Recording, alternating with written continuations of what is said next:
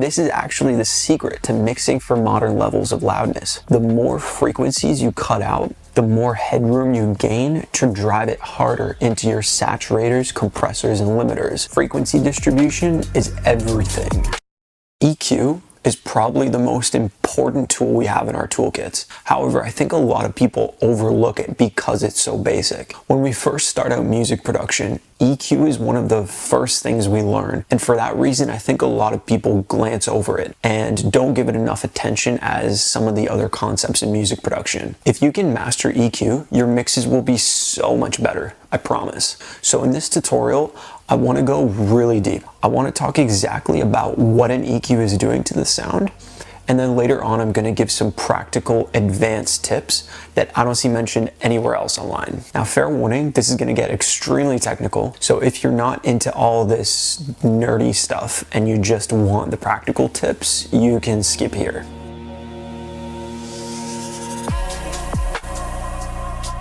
What is an EQ? An EQ changes the frequency distribution of a signal. There's three main parameters. There's the frequency, which changes the center frequency around which the EQ affects. There's the gain, which is how much gain is applied to that center frequency. And then there's the Q.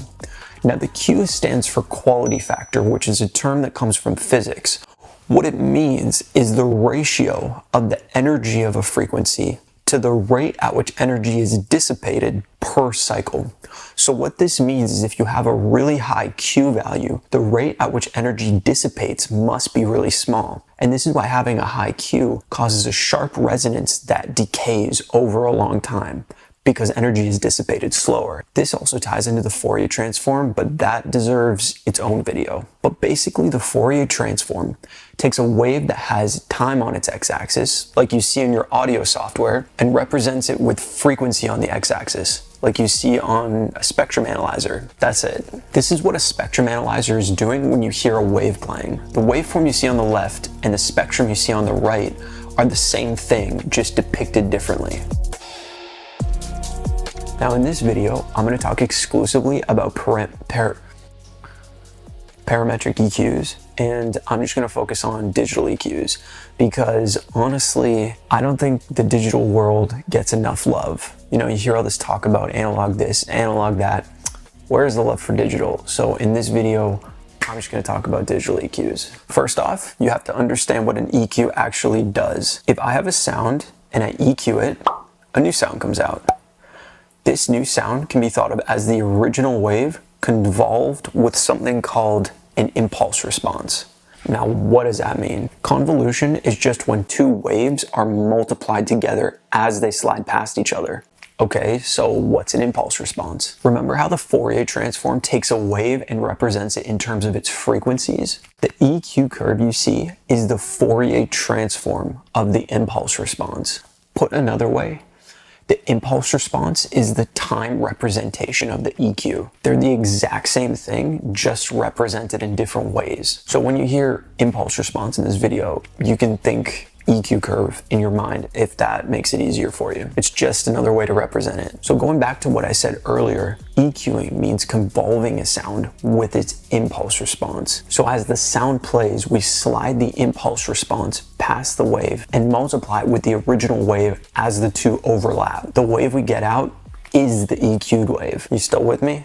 It's not too late to skip to the practical stuff. There are two kinds of impulse responses: finite impulse responses and infinite impulse responses. Finite impulse responses are finite, meaning that they go to zero after some amount of time, whereas infinite impulse responses don't and go on forever. And EQs using infinite impulse responses could potentially ring out indefinitely. If an EQ uses a finite impulse response, the next sound that comes out is only dependent on the next sound you put in.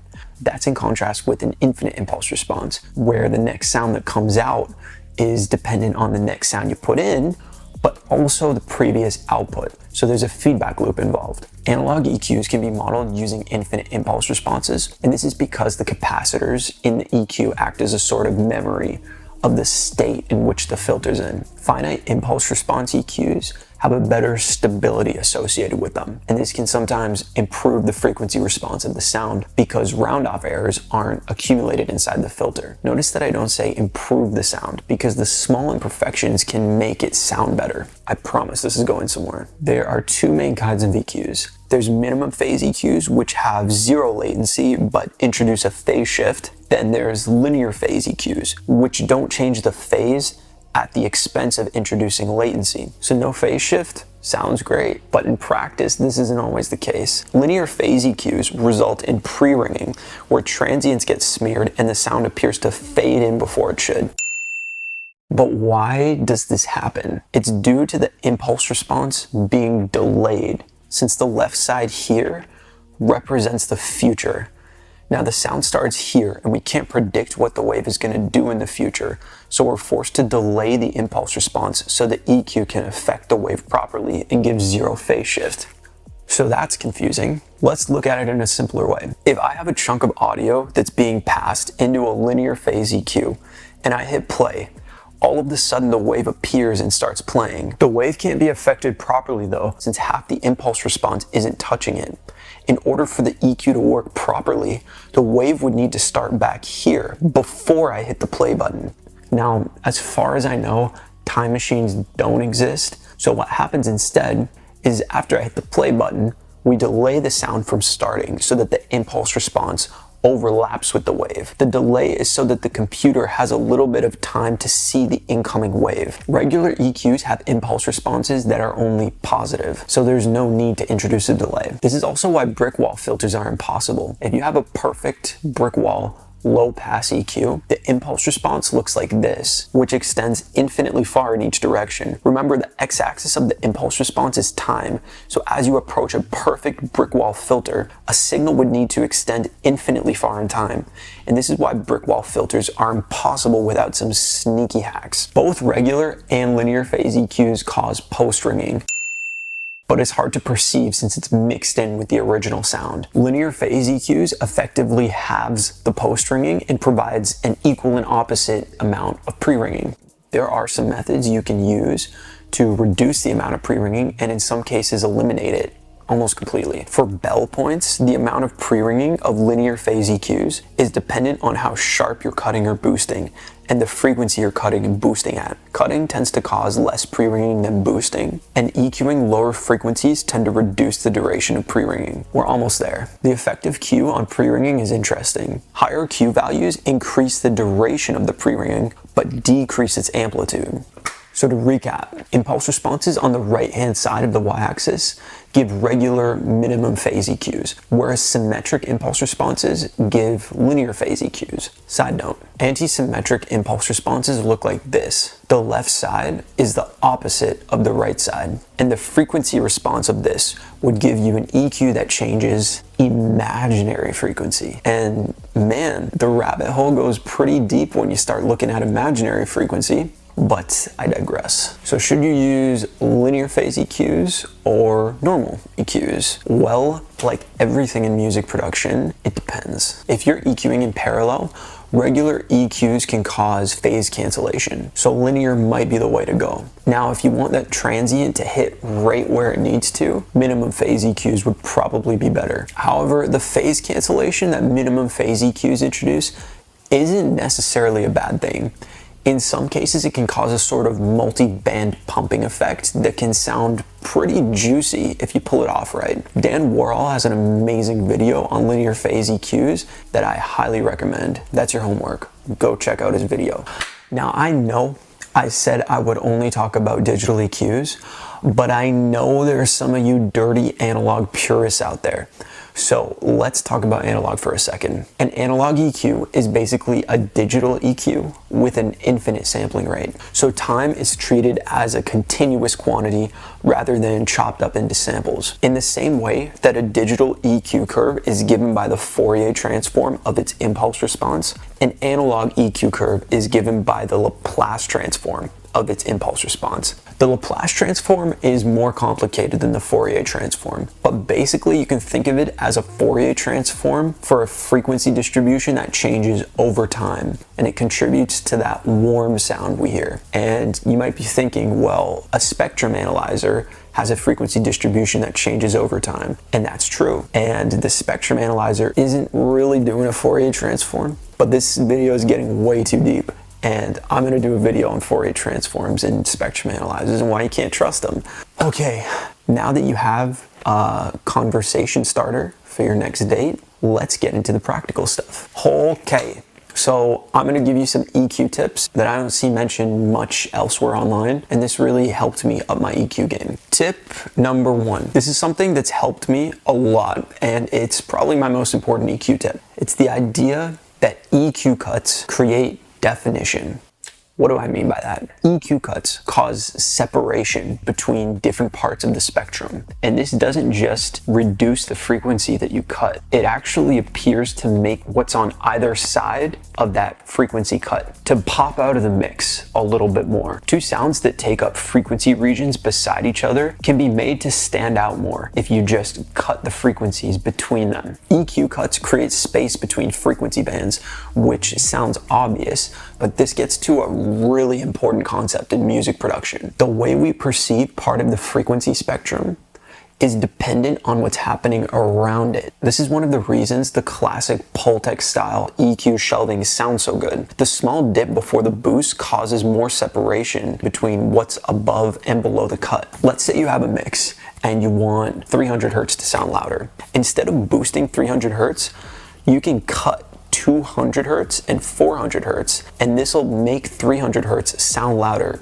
even though it isn't. And this is actually the secret to mixing for modern levels of loudness. The more frequencies you cut out, the more headroom you gain to drive it harder into your saturators, compressors, and limiters. Frequency distribution is everything. If you look at the frequency spectrum of modern EDM or hip hop or pop music that has a really strong sub bass, you'll usually see a pretty big cut anywhere between 100 hertz and 400 hertz. And this is because having that region empty allows you to turn the sub up extremely high while retaining clarity in the high, mids, and highs. So you can make a sound stand out simply by taking away what you don't need. I find that if I have a sound that spans the entire spectrum, I can push it a little forward in the mix simply by making 1 or 2 EQ cuts and then gain matching after. But these cuts need to be strategically placed, which brings me to my second tip. Understand which parts of the sound you need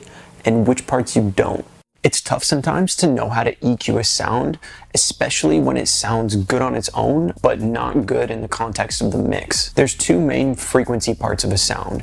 There's the fundamental, and then there's the higher harmonics. If you use a high pass EQ and take out the fundamental and maybe the first few harmonics, you'll be left with the texture of the sound, but there won't be a strong tonality associated with it. In general, the higher up the spectrum you go, the less the harmonics contribute to the actual note you perceive and more to the flavor of the sound. And that's due to the fact that the harmonic series has more and more atonal tones the higher up the spectrum you go. And this is exactly what timbre is. These higher texture harmonics are what differentiates an E note on the guitar to an E note on the flute to an E note of the airplane flying overhead. And there is a fundamental there, it's just very hard to hear. So by just letting the higher harmonics through, you kind of isolate the flavor of the sound without there being any obvious note there. And this is the most important part of layering sounds. Stacking different timbres on top of each other can trick your brain into thinking there's a huge, unique, cohesive sound. But in order to do that, you have to identify which parts of the sounds you need and which parts you don't.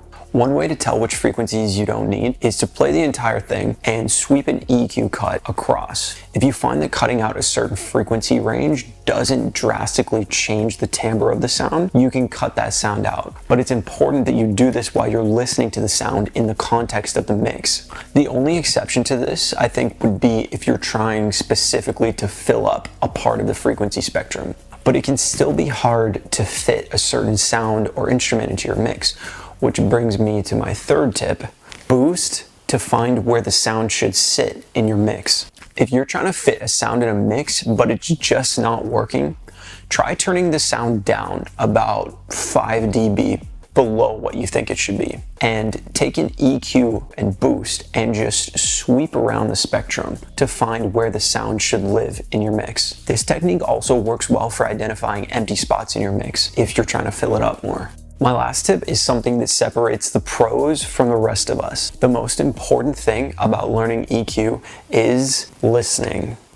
Something I've noticed about watching very experienced engineers, it's as if they can hear each part of the frequency spectrum individually. I like to break the spectrum up into 6 parts: sub, the bass and the low mids, the mids, the high mids, the highs, and the ultra highs.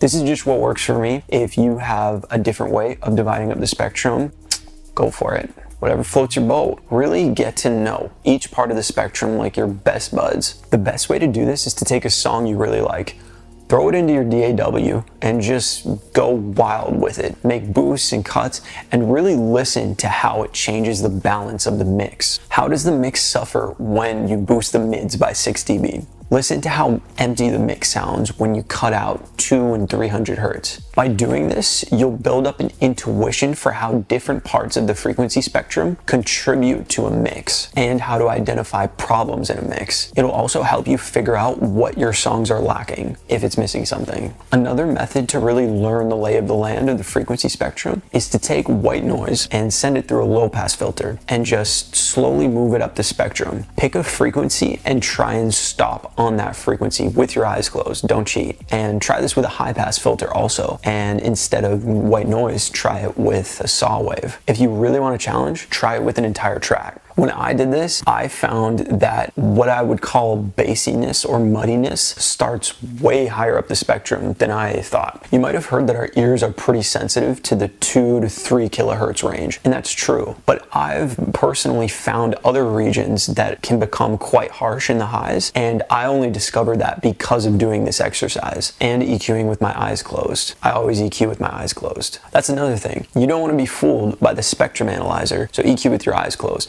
Okay, so these EQ tips are what I have found helpful, and I haven't seen them mentioned much elsewhere online. If you found this video helpful, hit like and subscribe. I'm going to try to grow this channel with a bunch of obscure and advanced production techniques and weird little topics. If you have a topic that you don't see mentioned a lot online, comment it below and I'll see if I can make a video about it. Anyway, more tutorials to come. Stay tuned.